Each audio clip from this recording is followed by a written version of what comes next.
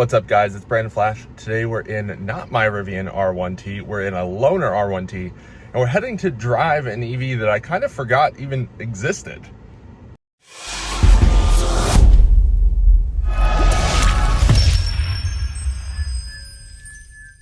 So if you've been around the EV space a while, you've probably heard the name Mullen or Mullen. I'm not entirely sure how you say it, but they're doing a tour series all around the country. I don't know about necessarily the entire country, but quite a few stops.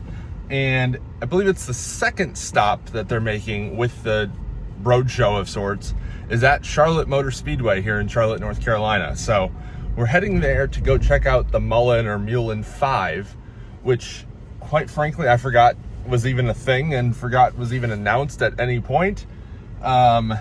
Seems to be about a $55,000 crossover, 3.2 second 0 to 60, 300-ish mile range. So pretty much the generic, I'm building a new EV specs, I would say.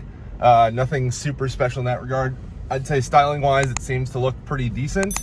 And at $55K, it's pretty well priced, assuming that it actually comes out at that price and with those specs.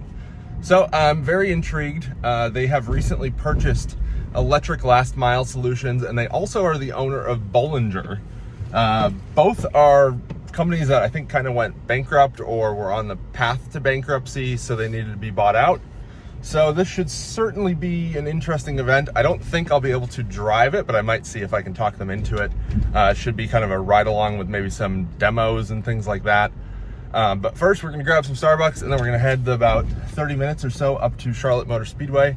I'm actually going to be meeting up with Andrew Lambrecht from Inside EVs as well. So we're gonna meet up with him and get some of his thoughts as well. But let's get to Charlotte Motor Speedway. Well, I'd say we're off to not a great start here. The event said it's at Charlotte Motor Speedway, which we're at, but turns out it's actually at the Z-Max Dragway, about half mile away. So that's fun. Their directions are not great. So let's get over to the Dragway and see how this event goes.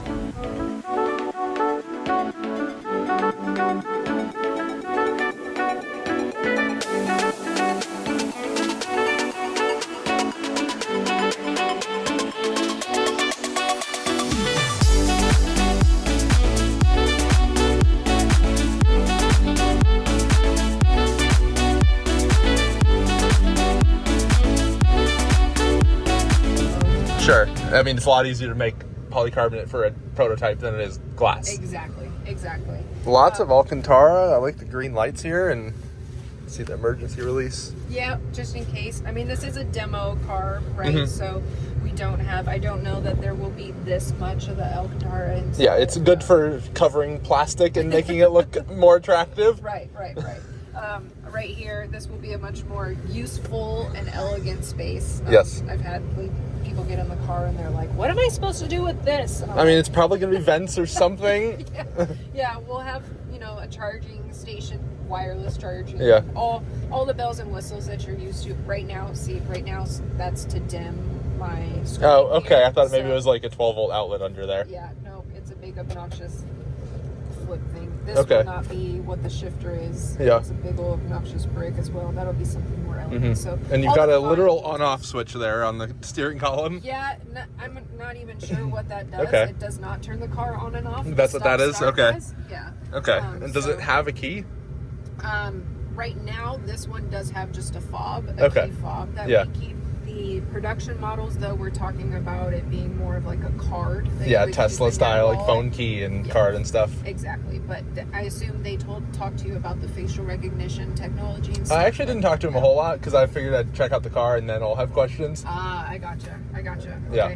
So when you get out, definitely, I can explain it to you Yeah. a little bit. So, you know how you use your face to unlock your phone? Yeah, with Face ID. You'll be using that to unlock the car, basically. Oh, is that what those little sensors on the pillars were? Yeah, there's a screen there, and then there's a camera right above the screen on both sides. So as you're walking up to the car, even from an angle, it will. We're talking about allowing up to 6 different profiles to be loaded into the car via the app. So Oh, so you do it from the phone and then it loads it to the car in theory?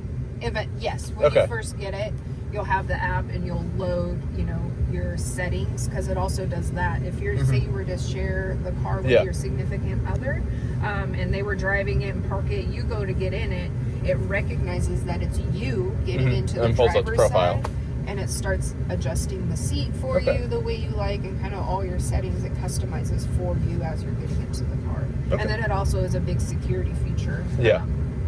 If it doesn't recognize you and it seems like you're doing kind of hanging around the car too close for too long, it recognizes that suspicious body language, and it will throw up a message on the screen, and the car will essentially go into like a shutdown mode, except for the recording. It will start recording.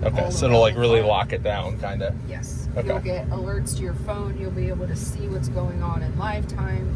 So it's definitely cool in that regard. If somebody gets real brave, they could bust a window. I mean, you can only make it so impenetrable. I mean, it's a car with, in theory, glass windows. Like, people will break into it if they try hard enough. Right. But you're also going to have a video and picture of it all going down. So probably not the smartest thing. It'll hopefully mitigate that a bit. Yes, exactly. Are you familiar with electric cars? I've owned 7. Oh, okay. So you're very familiar. So yes. I explained to you how the battery is most of the weight. Yes. It's down below us on the skateboard style platform. And I hear this one is rear-wheel drive? This one is specifically, yes. Okay. So demo model, we're working with only a single motor. Okay. Rear wheel drive. Easier to calibrate? I suppose. I don't really know why we chose to do that, but hopefully next spring when we do a tour again, we'll have dual motor. I'm excited for that, because I mean, I'll still show you what the single motor has to offer. So I mean, just imagine that even better, but we'll do a little acceleration here. Yeah, not bad. Not too shabby. Yeah. Right? For single motor. Especially at 43% state of charge. Yeah. And that is true. We did not start at 100%, so just so that you're aware, we drained all the way down. I saw it was at 43 when we started, but for sure. You obviously have less performance as the battery goes down because the battery voltage is going down. Yep, gotcha.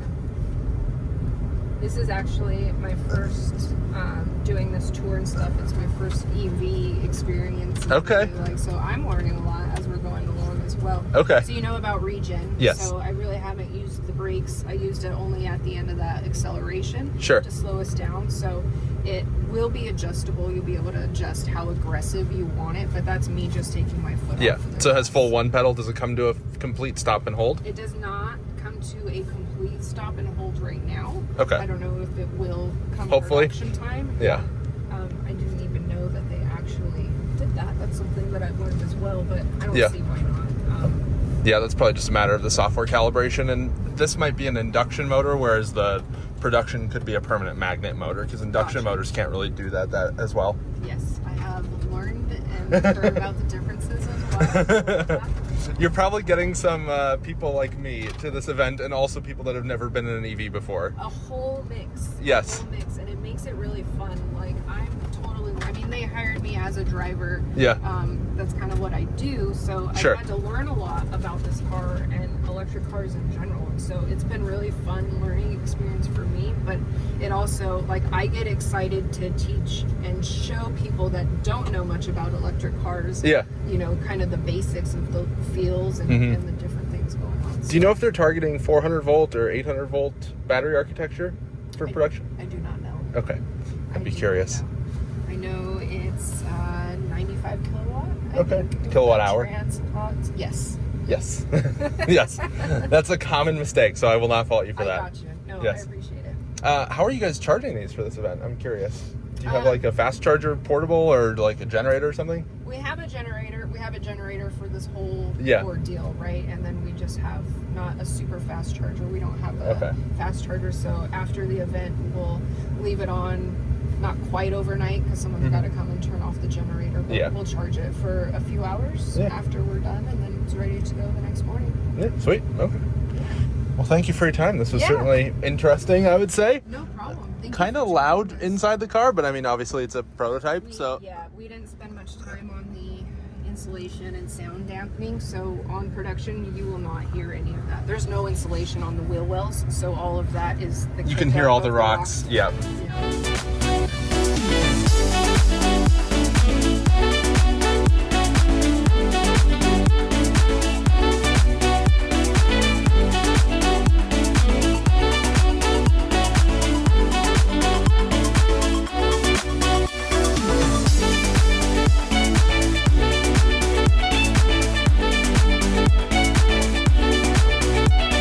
Well, we came, we saw, we rode in the Mullen 5.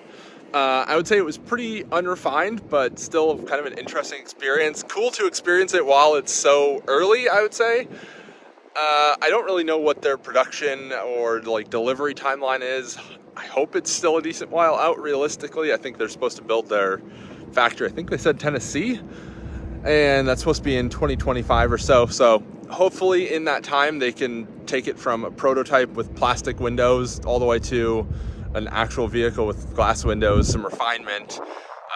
But hopefully they also don't get left behind with having a vehicle that was designed for the 2022 market and coming out in 2025, because I think things are going to change quite a bit. In that time between, we're going to be expecting faster charging, longer range, better efficiency, and no one else is going to be stopping their innovation just because Mullen is a bit late to the game. But would love to know what you guys think. Comment down below. If you haven't already, hit the like button, hit the subscribe button, and I'll leave a link down below for this tour, and that way if it's coming to your area, you can check it out yourself.